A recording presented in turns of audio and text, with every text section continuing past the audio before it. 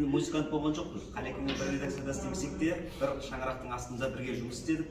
Енді Қалекең өзіміздің әкеміз сияқты болды. Біз енді Қалекеңнен көп жаспыз ғой, мен 50-ден енді астым.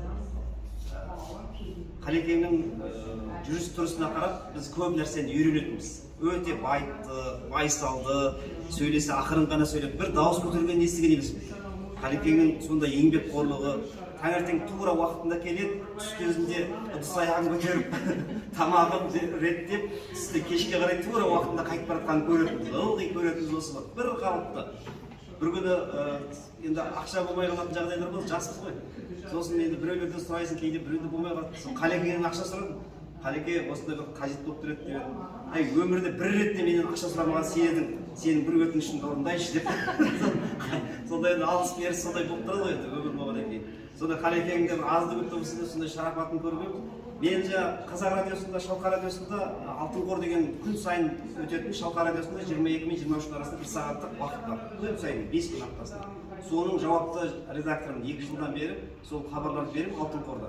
Соның ішінде Қалекеңнің хабарлары жиі кетеді. Мүмкін тыңдайсыздар, мүмкін тыңдамайсыздар, мен білмеймін. Бірақ Шалқар радиосында 22-де ылғида музыкалық хабарлар жүріп жатыр. Сол кезде Қалекеңнің елді аралап, қайтқан, сол жақтан жазып келген, белгісіз музыканттарды сол жарыққа шығарып, соны қалдырып кеткенді. Сол Қалекеңнің еңбегі зор. Енді ол таспадағы еңбегі болса эфирдегі. Мынау енді Алтын апай бар, құралайлардың арқасында, өздеріңіз арқасында, жаңағы бауырымыздың арқасында екінші өмір басталды деп жатырмыз ғой. Бұл адам деген ғайып қой. Бүгін бар, ертең жоқ. Ал ертең жоқ болған кезде осы кітап арқылы бұл екінші өмірі, яғни бар деген сөз, ұзақ өмір сүреді деген сөз. Ұрпағымен мың жасасын, ұрпақтары аман болсын, Қалекең жатқан жер жайлы болсын. Құтты болсын. Серғазы да бар, Қалибек ағай да бар, алам десеңіздер маған хабарласасыздар, мына Роза апайға.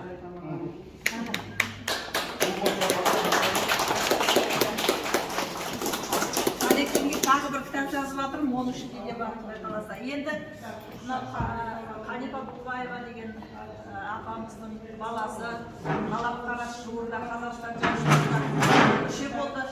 Өзі Біләс Ағылады Бәк Қарабалинаның шәкірті, дәулескер күйші, батысты да, орта жүзінде күйлерін шебер орындайды.